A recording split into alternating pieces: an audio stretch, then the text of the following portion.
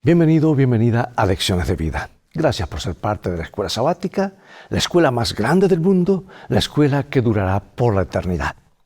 Y hoy hablaremos de los monumentos de la gracia en el libro de Josué. Con el regreso de los espías, Israel estuvo listo para entrar en la tierra prometida. Y aunque quedaba una barrera infranqueable, al menos desde una perspectiva humana, el río Jordán, durante la temporada de crecida, estaba el río muy caudaloso. Sin embargo, nada puede detener al Dios vivo de Israel. Y una vez más, Él demostró su soberanía como Señor de toda la tierra y de las aguas. Y desde que Israel salió de Egipto, el problema nunca fue el poder de Dios para obrar maravillas, sino la preparación de su pueblo, que una vez más será ahora puesta a prueba cuando sea llamado a santificarse. Y al igual que sus antepasados, caminando hacia las orillas del Mar Rojo, los israelitas levantaron el campamento por última vez antes de entrar finalmente a Canaán.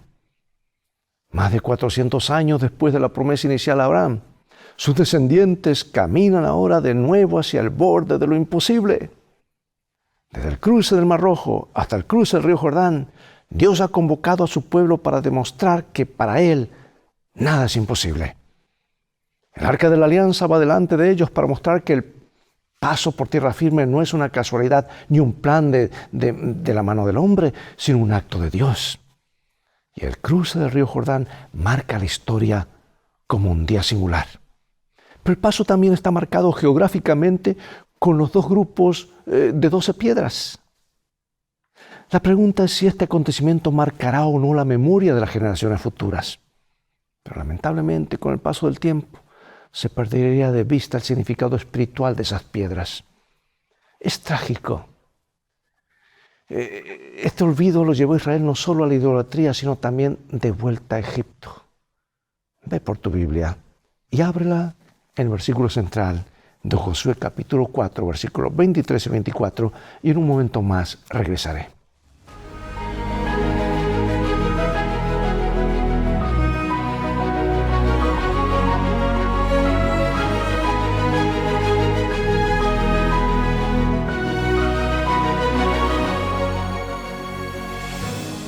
Dice Josué 4, 23 y 24, porque Jehová vuestro Dios secó las aguas del Jordán delante de vosotros hasta que habíais pasado a la manera que Jehová vuestro Dios lo había hecho en el Mar Rojo, el cual secó delante de nosotros hasta que pasamos, para que todos los pueblos de la tierra conozcan que la mano de Jehová es poderosa, para que temáis a Jehová vuestro Dios todos los días.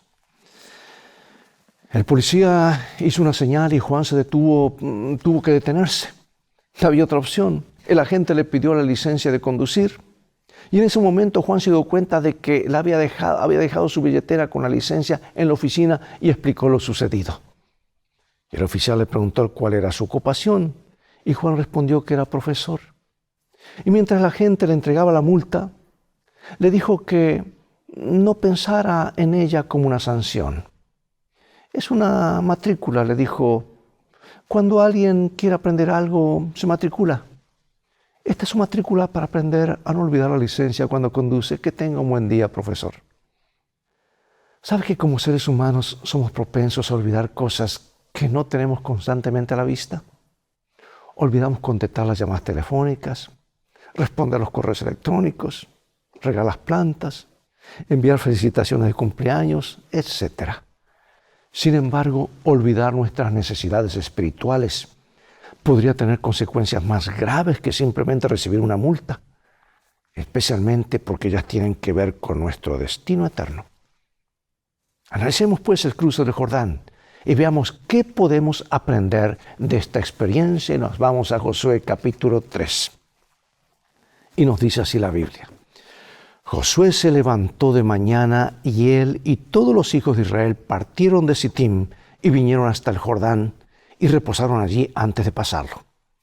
Y después de 3 días los oficiales recorrieron el campamento y mandaron al pueblo diciendo: cuando veáis el arca del pacto de Jehová vuestro Dios y los levitas sacerdotes que la llevan, vosotros saldréis de vuestro lugar y marcharéis en pos de ella a fin de que sepáis el camino por donde habéis de ir. Por cuanto vosotros no habéis pasado antes de ahora por este camino.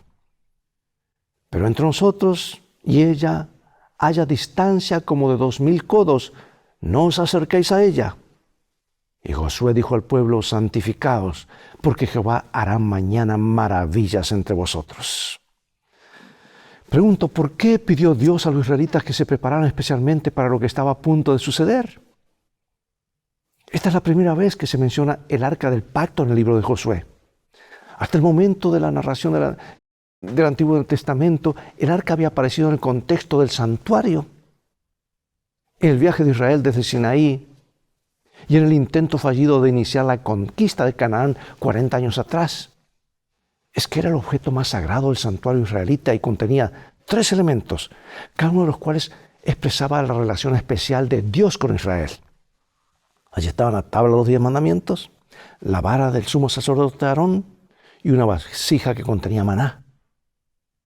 El arca y los preparativos para cruzar el Jordán recordaban a Israel que no iban a entrar en Canaán a su manera y cuando quisieran. Un ejemplo para nosotros: la conquista solo tendría éxito si seguían las indicaciones de Dios y cuando Él lo indicara.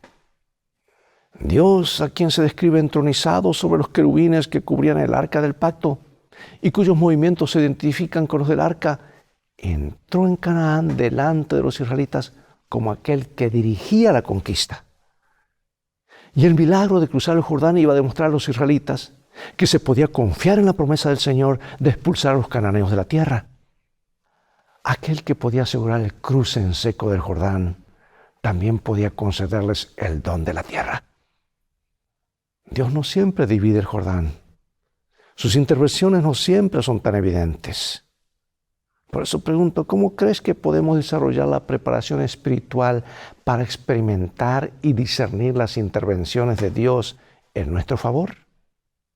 Por una cosa sí es cierta: Dios siempre actúa, y actúa de muchas maneras que van más allá de lo que nosotros planificamos o pensamos. Y qué bueno es ponernos en armonía con sus planes. Veamos qué nos dice el milagro del cruce del Jordán acerca de la naturaleza de Dios, de ese Dios a quien servimos. Dice así la Escritura: y aconteció cuando partió el pueblo de sus tiendas para pasar al Jordán, con los sacerdotes delante del pueblo llevando el arca del pacto, cuando los que llevaban el arca entraron en el Jordán, y los pies de los sacerdotes que llevaban el arca fueron mojados a la orilla del agua, porque el Jordán suele desbordarse por sus orillas todo el tiempo de la siega.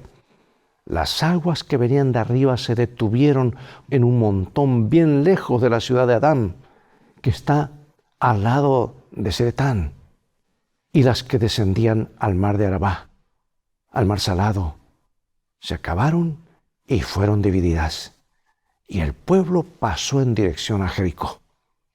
Mas los sacerdotes que llevaban el arca del pacto de Jehová estuvieron en seco, firmes en medio del Jordán, hasta que todo el pueblo hubo acabado de pasar el Jordán y todo Israel pasó en seco. Y aquí saco una lección maravillosa: los sacerdotes, los pastores, tenemos que estar, hermanos, en lugar firme, sosteniendo los principios de la ley de Dios hasta que como pueblo pasemos a la tierra prometida. Y más tarde los israelitas meditaron en estos actos y como resultado alabaron al Señor y los proclamaron entre las naciones. Las plagas de Egipto, el cruce del Mar Rojo y la conducción de Dios en el desierto fueron relatados como tales prodigios. Y los escritores bíblicos sabían y atestiguaban que el Dios que creó el mundo nunca se vio limitado o constreñido por su creación. Nada es imposible. O en hebreo quiere decir demasiado maravilloso para Él. Su nombre y su naturaleza son maravillosos y Él está más allá de nuestra comprensión. A diferencia de los dioses de las demás naciones que no pueden salvar, el Dios de la Biblia es un Dios vivo y activo, cuyos seguidores pueden confiar en Él a la espera de sus intervenciones en favor de ellos. Jesús mismo promete lo siguiente, que está en San Lucas capítulo 18, lo hemos leído más de una vez, ¿verdad? Y dice: lo que es imposible para los hombres es posible para Dios. ¿Creemos esto realmente? ¿Cómo te anima la respuesta dada por Jesús a sus discípulos a confiar en Dios ante lo que parece imposible? Lo que es imposible para los hombres es posible para Dios. Y ahora en Josué 4 se habla de un monumento para recordar. ¿Por qué pidió Dios a los israelitas que erigieran un monumento? Y el propósito de estas piedras era que sirvieran como señal. ¿Sabes que el término hebreo así traducido, ot, está a menudo asociado con la palabra maravilla y puede referirse a actos milagrosos realizados por Dios? Y esta señal funcionaría como un memorial, un recuerdo, algo que recordaría a cada generación posterior el milagro de la travesía. El término traducido en el versículo 7 como monumento conmemorativo implica un recuerdo acompañado de una acción apropiada. La construcción de monumentos conmemorativos de piedra y los rituales que suscitaban estas preguntas, ¿verdad?, eran habituales en el Antiguo Testamento. Era para que la gente recordara, no olvidara los actos de Dios. Y en lugar de repetir los milagros una y otra vez, Dios establece monumentos que evocan el recuerdo de sus grandes actos y suscitan respuestas significativas. Y el sábado es un monumento de la creación, un recuerdo. Acuérdate, dice el Señor. Por eso, la señal debe permanecer allí para siempre, lo que implica la necesidad de preservar perpetuamente ese milagro del Señor en la memoria colectiva de su pueblo. La posible pregunta de las generaciones futuras es significativa porque se formula de forma personal y dice que algunos dirían, ¿qué son estas piedras? Y a cada nueva generación se preguntaría, ¿qué son estas piedras? ¿Qué significan para ti? Y cada generación debía interiorizar y comprender personalmente el significado que esas piedras tenían para ella.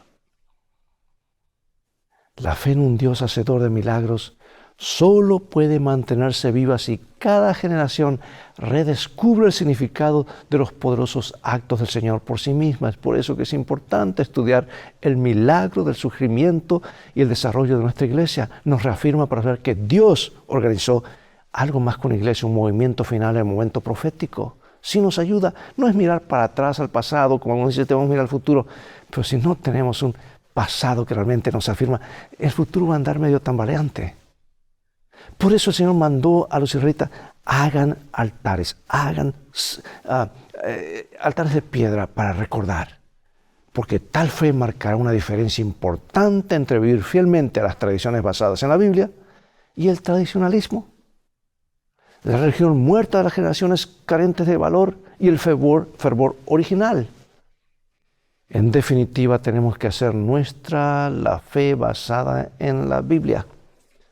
Nadie, especialmente nuestros antepasados, puede creer por nosotros. Ellos creyeron, pero tú y yo debemos creer. Por eso yo pregunto, ¿qué memoriales de tu experiencia personal con el Señor te ayudan a recordar lo que Él ha hecho por ti? Ha habido mar rojos en nuestras vidas. Ha habido ríos Jordán, ¿verdad? ¿Recuerdas esos hechos? ¿Los mantienes frescos en tu memoria? ¿Por qué era tan importante recordar las proezas del Señor? Porque, amados, es fácil olvidar si no tenemos delante de nosotros un recordativo.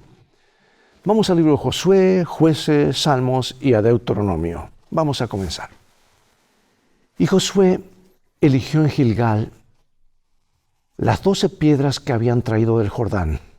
Y habló a los hijos de Israel diciendo, cuando mañana preguntaren vuestros hijos a sus padres y dijeren, ¿qué significan estas piedras? Declararéis a vuestros hijos diciendo, Israel pasó en seco por este Jordán. Porque Jehová vuestro Dios secó las aguas del Jordán delante de vosotros hasta que habíais pasado, a la manera que Jehová vuestro Dios lo había hecho en el Mar Rojo, el cual secó delante de nosotros hasta que pasamos, para que todos los pueblos de la tierra conozcan que la mano de Jehová es poderosa, para que temáis a Jehová vuestro Dios todos los días. Hicieron pues los hijos de Israel lo malo ante los ojos de Jehová y olvidaron a Jehová su Dios y sirvieron a los Baales y a las imágenes de acera. Y no se acordaron los hijos de Israel de Jehová su Dios, que los había librado de todos sus enemigos en derredor, sino que se olvidaron de sus obras y de sus maravillas que les había mostrado. Y te acordarás de todo el camino por donde te ha traído Jehová tu Dios estos 40 años en el desierto para afligirte, para probarte, para saber lo que había en tu corazón, si habías de guardar o no sus mandamientos. Sino acuérdate de Jehová tu Dios, porque Él te da el poder para hacer las riquezas a fin de confirmar su pacto que juró a tus padres como en este día. Percibimos generalmente el olvido como un rasgo normal de los seres humanos. Sin embargo, el olvido en el ámbito espiritual, vuelvo a repetir, puede acarrear graves consecuencias. Incluso hoy, si queremos preservar nuestra identidad como pueblo que posee una vocación y una misión peculiares, tendremos que idear maneras de refrescar nuestra memoria espiritual, tanto individual como corporativa, para no perder de vista nuestro origen, nuestra identidad y nuestra misión. Y sobre todo lo que Cristo ha hecho por nosotros. ¿Hay acaso algo más importante que eso?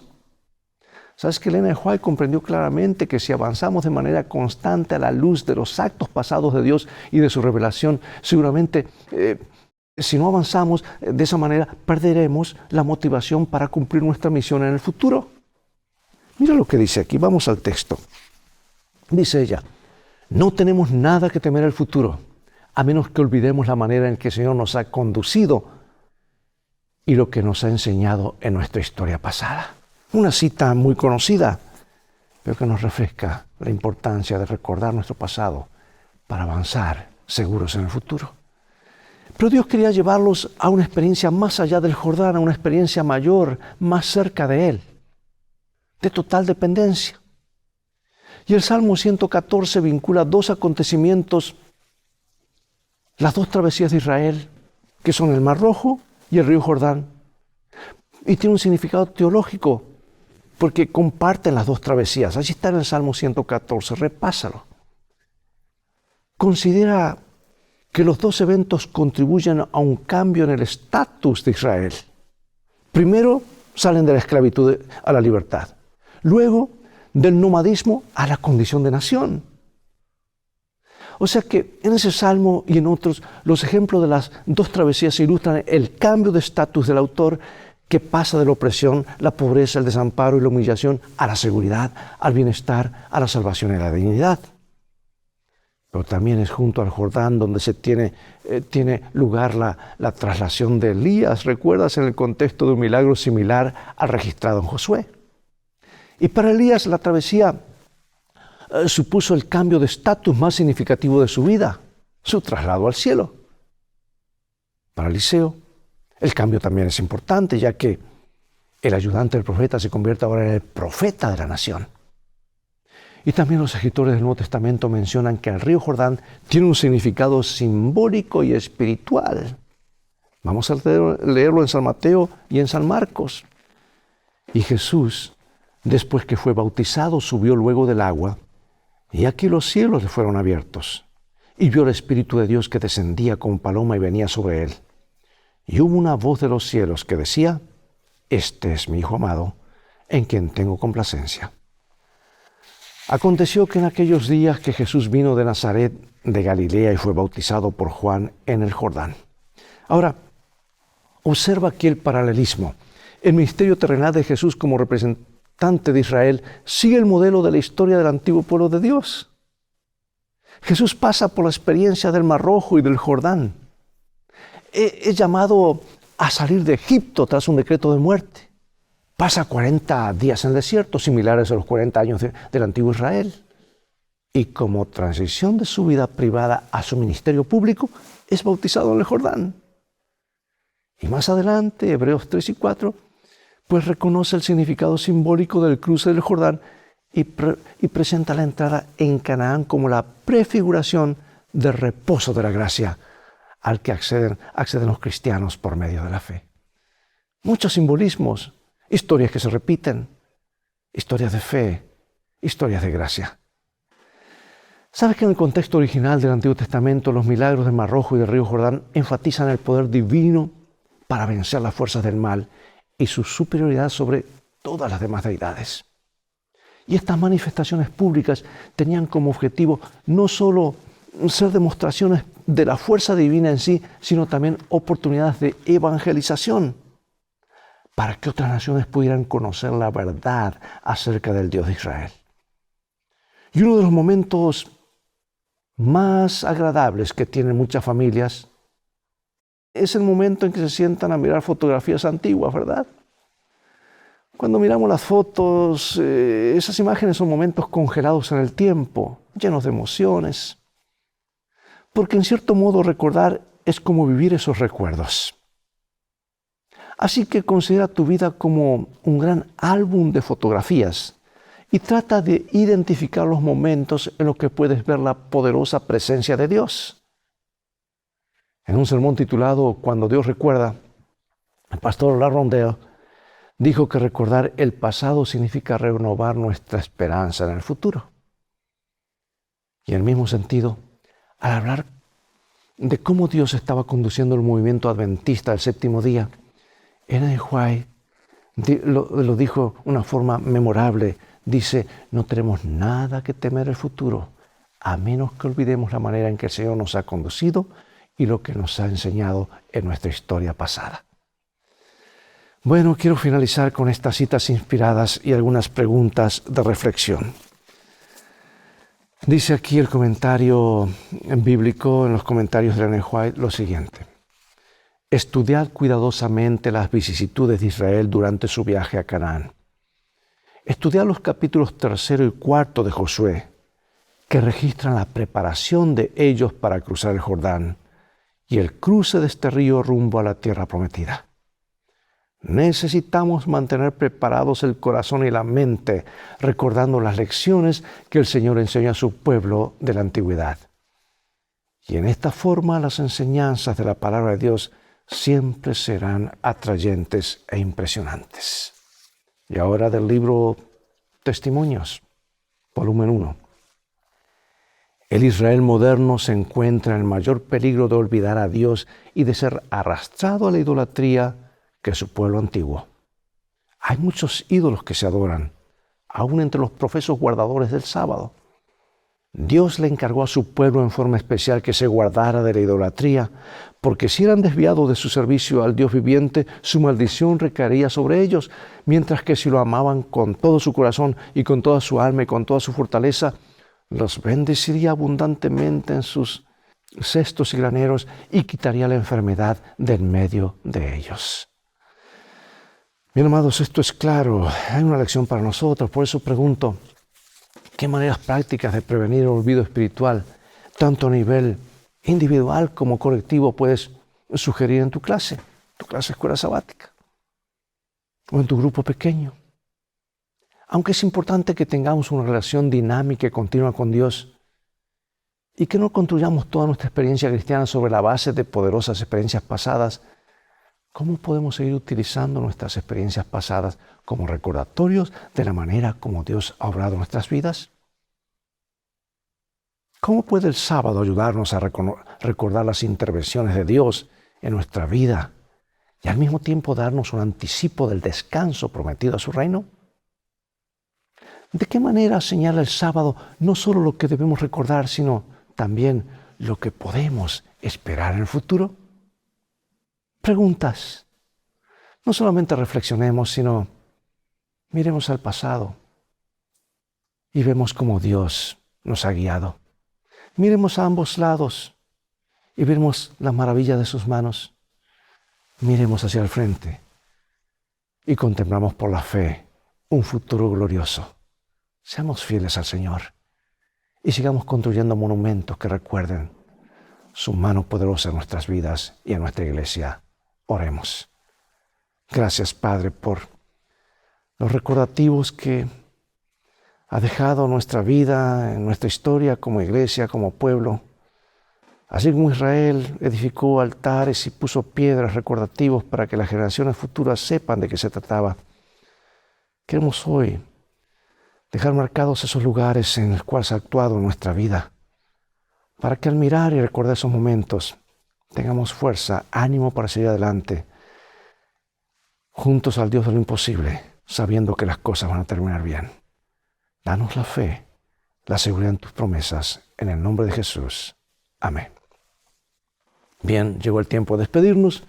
Será hasta el próximo programa de Lecciones de Vida. Invita a otros a sintonizar este canal y así te transformarás en un canal de bendiciones para otros. Mientras tanto, Dios te bendiga y recuerda, en este viaje de la vida, las cosas van a terminar bien. ¿Por qué? Porque no vas solo. Tú vales mucho para Jesús. Y si haces de este libro tu GPS y a Jesús como tu guía, las cosas terminarán de la mejor manera. Maranatá, Dios te bendiga.